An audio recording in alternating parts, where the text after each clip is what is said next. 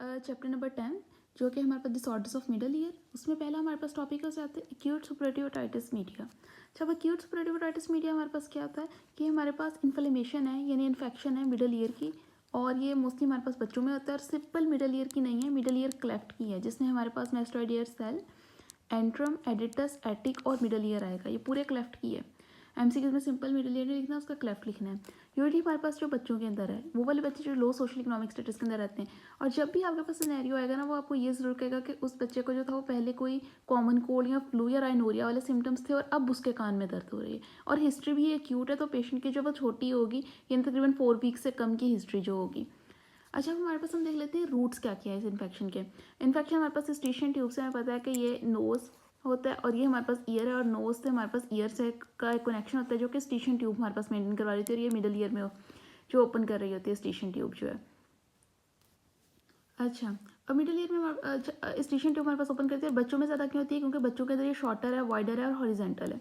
और दूसरी बात ये कि बच्चे ब्रेस्ट मिल्क या बोटल फीडिंग के दौरान जो है हमारे पास हॉरिजेंटल पोजीशन होने की वजह से फ्लूइड जो है वो हमारे पास मिडल ईयर में जो है वो जा सकता है, बाकी स्विमिंग या डाइवर्स के अंदर है। स्टेशन ट्यूब या फिर ईयर के बाहर जो थी इन्फेक्शन एक्सटर्नल में हुई थी वहाँ से मिडल में चली गई, या फिर ब्लड बॉर्न हो सकती है। और ये हमारे पास रूट्स हो गया। प्रीडिस्पोजिंग फैक्टर क्या है? रिकरेंट कॉमन कोल्ड, जैसे मैंने कहा कि अक्सर वहाँ पर जो सिनेरियो में वो ये बताता है राइनोरिया फीवर कॉमन कोल्ड है, तो यहाँ पे रिकरेंट कॉमन कोल्ड हो गया। ठीक है, अपर रेस्पिरेटरी ट्रैक्ट इन्फेक्शन, या फिर हमारे पास जो है मलेज, डिप्थेरिया, वोपिंग कफ, हमारे पास मतलब कोई फीवर या फिर एक्सेंथमेटियस फीवर, हमारे पास ये सब चीज़ें हो सकती हैं। नेक्स्ट आ जाती है हमारे पास और क्या आ सकता है? टॉन्सिलाइटिस हैं, एडिनाइड्स हैं, ठीक है, राइनाइटिस, साइनोसाइटिस, नेजल एलर्जी, कोई ट्रॉमा नेजोफेरिंक्स का, नोज पैकिंग या नेजोफेरिंक्स की हमारे पास एपिस्टेक्सिस या क्लेफ्ट पैलेट, ये सब हमारे पास प्रीडिस्पोजिंग फैक्टर। कौन सा बैक्टीरिया आगे करवाता है? इन फैक्टर्स की वजह से इन्फेक्शन हो गया, वो कौन सा बैक्टीरिया करवाएगा? सबसे मेन बैक्टीरिया अगर एमसीक्यूज में आपसे पूछना है तो आपने सबसे पहले लिखना होता है स्ट्रेप्टोकोकस नमोनी, और उसके अलावा हीमोफिलस इन्फ्लुएंजा, मोरिक्सेला, एंड देन हमारे पास स्ट्रेप्टोकोकस पायरोजन ऑरिज। ये आपने इनकी परसेंटेज वाइज याद रखना है, और सबसे ज़्यादा कॉमन स्ट्रेप्ट नमोनी है, स्ट्रेप्टोकोकस नमोनी। अब ना हमारे पास इसकी जो है वो 4 स्टेजेस आ जाती हैं, ये हम इसकी पैथोलॉजी बताएंगे।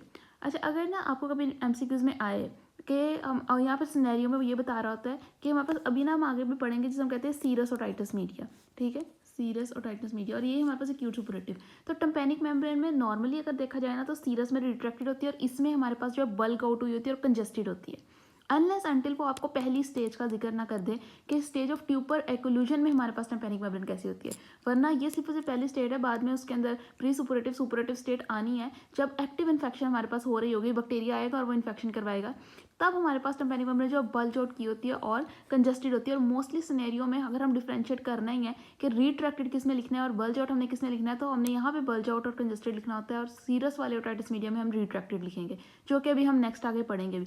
अनलेस अंटिल वो आपको ट्यूबल एक्लूजन की स्टेज एक्यूट सुपरेटिव में डिफाइन नहीं कर देता, तो फिर आप इसमें लिखेंगे कि रिट्रैक्टेड है। कैसे इन्फेक्शन स्टार्ट होती है? पहले हमारे पास कोई भी ट्यूब के तरह ओक्लूजन हुई, ठीक है, हमारे पास कोई एडीमा, वहाँ पे क्या होगा? एडीमा और हाइपरीमिया हो जाएगा, और हमारे पास जो है वो ट्यूब जो है ब्लॉकेज हो जाएगी वहाँ पे। अब जब हमारे पास एडीमा, हाइपरीमिया और ट्यूब की ब्लॉकेज होगी, तो एज अ रिजल्ट हमारे पास क्या होगा? वहाँ पे इंट्राटेम्पेनिक प्रेशर जो है वो नेगेटिव हो जाएगा। जब इंट्राटेम्पेनिक प्रेशर हमारे पास नेगेटिव होगा तो ट्यूब ऐसे अंदर को रिट्रैक्ट कर जाएगी, ठीक है। अब हमारे पास पेशेंट को क्या क्या सिम्टम्स आ सकते हैं? हेडेक है, हियरिंग लॉस, लेकिन ये इतने मार्क नहीं होते, और फीवर बिल्कुल नहीं है। रिट्रैक्टम पैनिक हमने जैसे पहले बताया था कि हमारे पास उसका मैलस जो है हेड ऑफ द मैलस जो हॉरिजेंटल हो जाता है, और लेटरल प्रोसेस ज़्यादा प्रोमिनेंट हो जाता है, और पेशेंट को कंडक्टिव डेफनेस, मतलब मिडल ईयर का इशू है तो आउटर ईयर मिडल ईयर में हमारे पास जब भी डेफनेस होती है वो कंडक्टिव ही होती है, और लॉस ऑफ राइट रिफ्लेक्स हो जाता है। ये आ गया। अब आती है सुपुरेशन की स्टेज। पहले क्या हुआ था? एडीमा और हाइपरीमिया हुआ था। अब वहाँ पर क्या हुआ है कि ट्यूब ब्लॉक हो गई थी, उसके बाद यहाँ तक पहुंचे। अब हमारे पास अब ट्यूब भी ब्लॉक हुई है, अब काफ़ी देर तक ब्लॉक रही, जो भी सक्रीशन थी सब कुछ उसके अंदर रहा, तो एज अ रिजल्ट वहाँ पे क्या करेगा? बैक्टीरिया आने लग पड़ेगा ब्लॉकेज वाली जगह पे। अब बैक्टीरिया वहाँ पर आ जाएगा तो एज अ सिम्टम्स हमारे पास क्या होते हैं? अब हियरिंग एज, ईयर एज जो है वो बहुत ज़्यादा हो जाएगी, और साथ में हियरिंग लॉस भी होगी, टिनाइटिस भी होगी, और कुछ डिग्री पेशेंट को जो है वो फीवर भी होगा हाई डिग्री, और रेस्टलेसनेस होगी पेशेंट को। उसमें सिर्फ ईयर एक थी, और साथ में हमारे पास हियरिंग लॉस था, लेकिन वो भी इतना मार्क नहीं था। इसमें हमारे पास साथ में टिनाइटिस भी आ गया और फीवर भी आ गया। अच्छा, अब ना हमारे पास यहाँ पे क्या होता है? उसने कहा है कि ये होती है हमारे पास टेम्पेनिक मेम्ब्रेन ऐसे हैंडल ऑफ मेलस, ये हमारे पास जो इसका वो anterior posterior malleolar fold, handle of malleus और टेम्पेनिक मेम्ब्रेन, ये सारी पार्स फ्लैसिडा और ये पार्स टेंसा, सारे हमारे पास क्या होती है? कंजेशन स्टार्ट हो जाती है। पहले हमारे पास पार्स टेंसा में होगी, और फिर हमारे पास जो along the handle of Malus भी हो जाएगी, ठीक है, लैश ऑफ ब्लड वेसल आने लग पड़ते हैं। तो इस तरह से यहाँ पर भी सारे, और फिर ये अंदर भी, तो ये कार्ट व्हील की तरह की अपीयरेंस देने लग पड़ता है, ठीक है। और टेम्पेरिक मेम्ब्रेन हमारे पास जो है वो कंजेस्ट हो जाती है, ठीक है, और रेड हो जाएगी और बिल्कुल यूनिफॉर्मली रेड हो जाएगी। अब आती है हमारे पास स्टेज ऑफ सपुरेशन। अब इसमें हमारे पास क्या होता है कि वो सब चीज़ें तो थे, ईयर एक था, हियरिंग लॉस था, फीवर था, बहुत ज़्यादा, सारे पेशेंट को वॉमिटिंग, नोजिया, कन्वर्जेंस वगैरह भी स्टार्ट हो गए। अब इसमें हमारे पास क्या है, सारी टेम्पेरिक मेम्ब्रेन में इन्फेक्शन भर गई है, तो टेम्पेरिक मेम्ब्रेन ऐसे बाहर को हो गई है।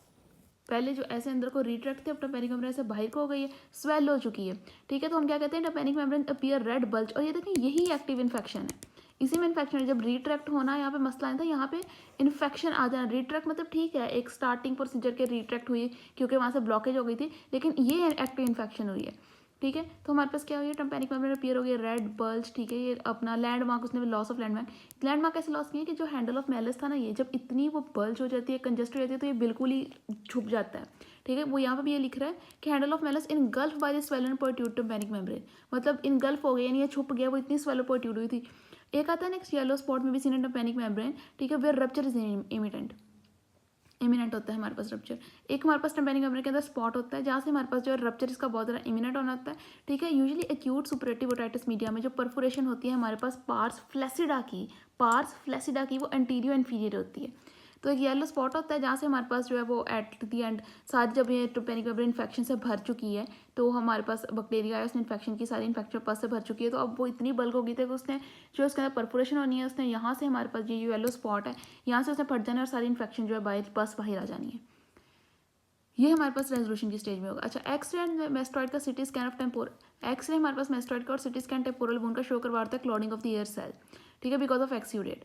अच्छा, एक और इंपॉर्टेंट चीज़ यहाँ पे आपने याद रखना है कि जो क्लॉडिंग ऑफ एयर सेल है वो मेस्टॉइड और टेम्पोरल बोन के एक्सरे में आ रही है, वो कतन भी टेम्पेरिक मेम्ब्रेन में नहीं है। ये सीरस से इसका डिफरेंस है, क्योंकि जो सीरस था जब हम उसमें वल्सल्वा टेस्ट करवाते थे, वो भी हम नेक्स्ट पढ़ेंगे, उसके बारे में कोई टेंशन लेने की बात नहीं है। तो उसमें हमारे पास आती थी कि जो एयर सेल्स थे वहाँ पे हमारे पास जो है बेलून या फिर क्लाउडिंग हुई होती थी एयर सेल्स की, एयर, ठीक है। तो यहाँ पे हमारे पास ये जो क्लाउडिंग हुई है किसकी है, सिटी स्कैन और टेम्पोरल बोन की, एक्सीडेट की वजह से। रेजोल्यूशन की स्टेज वही है, अगेन टेम्पेरिक मेम्ब्रेन रप्चर करेगी, सारी पस जो हमारे पास वहाँ से निकल गई, और जब पस ही निकल गई तो फिर जो फीवर थी इन्फेक्शन की वजह से हो रहा था, नोजिया वॉमिटिंग फीवर की वजह से हो रहा था, फिर ईयर एक भी इन्फेक्शन की वजह से, तो वो सब सिम्टम्स पेशेंट के जो है ना वो रिलीफ हो जाते हैं। और दूसरी बात इसमें म्यूकोप्लूरल डिस्चार्ज, क्योंकि बैक्टीरियल इन्फेक्शन है। देन आती है हमारे पास स्टेज ऑफ कॉम्प्लिकेशन। अच्छा, अगर हमारे पास इन्फेक्शन जो थी वो सबसाइड नहीं की, या हमारे पास जो है वो पूरी तरह से इन्फेक्शन जो है वो नहीं निकली वहाँ से, तो हमारे पास एज अ रिजल्ट कुछ इन्फेक्शन अंदर ही रह जाएगी, वो हमारे पास क्या करवा सकती है। ये सारी कॉम्प्लिकेशन हम आगे पढ़ेंगे। मेस्टोडाइटिस है, ठीक है, उसके अलावा फेशियल पैरालिसिस है, लैब्रिंथाइटिस है, पिट्रोसाइटिस है, उसके अलावा हमारे पास क्या extradural abscess, meninges, brain abscess, lateral sinus thrombophlebitis, ये सब करवाती है। नेक्स्ट आ जाता है हमारे पास इसका ट्रीटमेंट हमने क्या देना होता है, एंटी बैक्टीरियल, जो बैक्टीरियल इन्फेक्शन है तो एंटीबायोटिक्स देंगे, नीजल डीकंजेस्टेंट्स देंगे ड्रॉप्स की फॉर्म में भी, ठीक है, ओरल भी देंगे। फिर हमारे पास हमने कहा था कि इसको फीवर है तो एंटीपायरेटिक्स देंगे, हमने कहा था पेशेंट को पेन हो रही है हम एनाल्जेसिक्स देंगे, ईयर के अंदर सारी इन्फेक्शन से वो भरा हुआ था, हम ईयर टॉयलेट करवाएंगे, ठीक है। उसके अलावा ड्राई लोकल हीट हम देंगे ताकि पेन्स प्रिवेंट कर सकें। जो हॉट कंप्रेशन से हम देते हैं वो इस तरह से, मरिंगोटॉमी वो फिर हम लास्ट पे जो सर्जरी का एक प्रोसीजर रह जाता है वो करवाएंगे। 1 बाय 1 देखते हैं। एंटीबैक्टीरियल हमने थेरेपी देनी है पेशेंट को, क्योंकि इंडिकेटर ऑल फीवर और जो सीवियर ईयर एक है उसमें हम एंटीबैक्टीरियल थेरेपी देते हैं, क्योंकि पेन हमारे पास होती है तब जब कोई बैक्टीरियल इन्फेक्शन हो जाती है स्पेशली। अब हम कौन से बैक्टीरिया हमारे पास, नमोनिया हमारे पास, हीमोफिलस इन्फ्लुएंजा है, तो उसके लिए हमारे पास कौन सी ड्रग इफेक्टेड है, एम्फिसिलिन और मॉक्सिसिलिन, ये 2 ड्रग्स है। अब एम्फिसिलिन की डोज क्या है, 50 mg पर kg पर डे 4 डोज में, और मॉक्सिसिलिन की 40 mg पर kg 3 डोज के अंदर। ये पेंसिलिन दोनों में पता है। पेशेंट पेंसिलिन से एलर्जिक है तो हम सेफ्क्लोर या क्लोट्राइमाजोल भी दे सकते हैं, या एरिथ्रोमाइसिन भी दे सकते हैं, यानी हमारे पास फेलोसपुरिन या मैक्रोलाइड भी दे सकते हैं। और अगर ये बैक्टीरिया हमारे पास रेजिस्टेंट हुए हुए हैं तो फिर अकेली एम्फिसिलिन मॉक्सिसिलिन तो नहीं होगी, उसके साथ में हम जो क्लेवलॉनिक एसिड वाली मॉक्सिसिलिन प्लस क्लेवलॉनिक एसिड जो होती है वो दे रहे होते हैं। और दूसरी चीज़ एक इंपॉर्टेंट कि ये सारी जो एंटीबैक्टीरियल थेरेपी है एटलीस्ट 10 डेज तक आपने देनी है। पेशेंट की अगर symptom after 5 day after 6 day आपके रिजॉल्व हो भी गए और आप ये कहो कि अब तो सिम्टम ही नहीं है, सारी पस भी खत्म हो गई, मैं एंटीबैक्टीरियल थेरेपी छोड़ देता हूँ, तो नहीं, दोबारा से थोड़ी बहुत इन्फेक्शन अंदर होगी, वो दोबारा से बन जाएगी, और ज़्यादा पहले से बनेगी क्योंकि बैक्टीरिया अब रेजिस्टेंस हो चुके होंगे, तो तभी हमने जो है वो पेशेंट को जो है वो एटलीस्ट 10 डे तक हमने ये पूरी एंटीबैक्टीरियल थेरेपी करवानी है। नेजल डीकंजेशन फॉर एग्जाम्पल एफ्टेरिन जो है वो हम लोग दे देते हैं उसके अलावा साथ में हमारे पास क्या दे रहे होते हैं हम लोग, और उसके ये तो हमारे पास ड्रॉप की फॉर्म में नेजल डिकंजेस्टेंट है, फिर ओरल नेजल डिकंजेस्टेंट है, फॉर एग्जांपल सूडोएफेड्रिन है, और हमारे पास क्या दे सकते हैं 30 mg है पर डे। बाकी एनाल्जेसिक्स दे दिया, पैरासीटामोल है, आइबुप्रोफेन है, ब्रोफेन है हमारे पास, एंटीपायरेटिक्स हमने दे दिया, एयर टॉयलेटिंग हमने करवा देनी है कि मतलब कान में से जो सारा अंदर से डिस्चार्ज है वो हमने एयर उसको हमने जो वॉश कर देना है। फिर हमने ये लोकल जो ड्राई हीट है वो देनी है पेन को रिलीव करने के लिए। नेक्स्ट आता है हमारे पास प्रोसीजर मरिंगोटॉमी, जैसे हम नेक्स्ट सर्जिकल प्रोसीजर में भी ठीक तरह से पढ़ेंगे। मरिंगोटॉमी ये हमारे पास होता है कि टाम्पैनिक मेम्ब्रेन के अंदर हमें सिर्फ एक होल करवा के उसके अंदर से पस जो है रिमूव करवा देनी है सारा। पहले होल खुद ब खुद हो जाता था कि इतनी बल्क आउट कर जाती थी कि हमारे पास सपुरेशन के बाद जो रेजोल्यूशन की स्टेज आती थी तो वो खुद ही इसमें जो है वो होल होके वो परफोरेट होके हो जाते थे। लेकिन अगर नहीं हो रहा है तो फिर हमने करवाना है। और होल कहाँ पे करवा रहे थे? यूजुअली जो पोस्टीरियर स्पीरियर पार्ट है वहाँ पे करवाते हैं इंपॉर्टेंट एमसीक्यूज के लिए।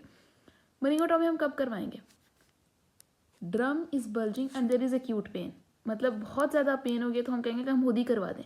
इनकम्प्लीट रेजोल्यूशन है, आप एंटीबायोटिक्स दे रहे हो फिर भी कम्प्लीटली हमारे पास नहीं जा रही है, या फिर हमारे पास जो एफ्यूजन कान में से हमारे पास जो है वो डिस्चार्ज आई जा रहा है बियॉन्ड 12 वीक, मतलब। और दूसरी बात है कि मरिंगोटॉमी आपने कम अज़ कम भी 3 महीने बाद करवानी होती है, उससे पहले नहीं करवानी होती।